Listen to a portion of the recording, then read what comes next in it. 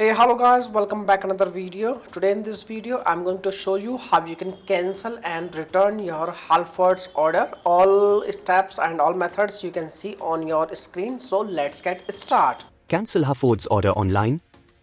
Click here to track your Halford order, or you can also use their login page. Enter your email address and order number. Click on Check Status. Click on Cancel Order below the store address, if available. And you are done. Cancel Halfords order via customer support.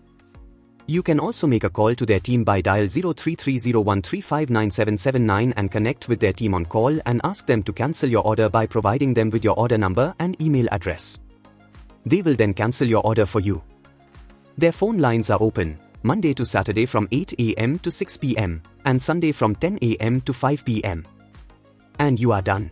My dear friends, by using this method you can cancel your Halfords order very easily.